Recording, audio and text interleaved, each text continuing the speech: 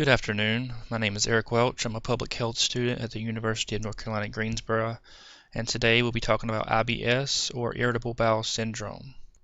There are many definitions for IBS. The one I have listed here is a group of symptoms that cause chronic or intermittent abdominal pain with changes in stool frequency or consistency. Usually it entails diarrhea or constipation.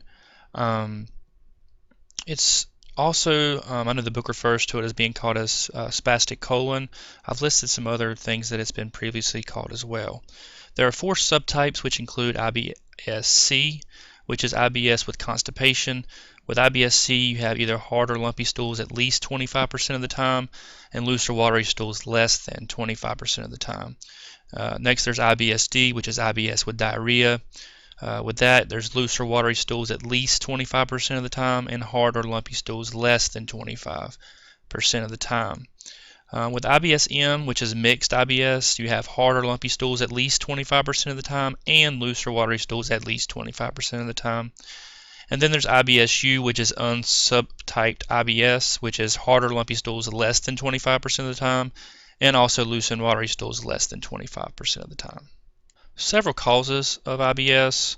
One is colonic dysmotility. A person with this seems to have a colon that is more sensitive and reactive than usual, so it responds by producing more diarrhea or constipation than usual. Another cause is visceral hypersensitivity. With this, there's an increased sensitivity of intestinal nerves. And then with brain-gut dysfunction, stimulation of the bowel can affect areas in the brain which can produce emotional distress. Triggers that for IBS are the meals that we eat, emotional distress, abuse of laxative, and also reproductive hormones in females. Common symptoms of IBS include crampy abdominal pain, constipation and or diarrhea, and abdominal bloating. This illustration shows the percentage of how severe IBS is with people. For the most part, 70% is very mild.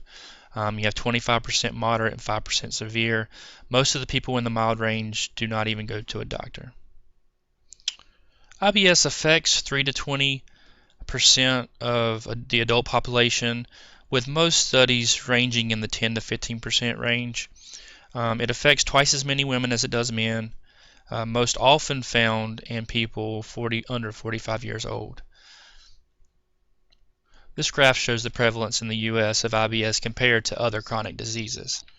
Different ways to diagnose IBS include medical history, Rome criteria. Rome criteria is a standardized set of symptom-based criteria set for IBS.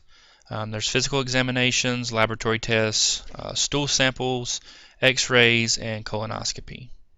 Ways to treat IBS would be a good diet. There are also medicines to help with the symptoms of IBS, taking a good probiotic, and there's also psychological treatments. Although this was a short presentation on IBS, I hope I've covered all the basics, and I appreciate your time. Thank you.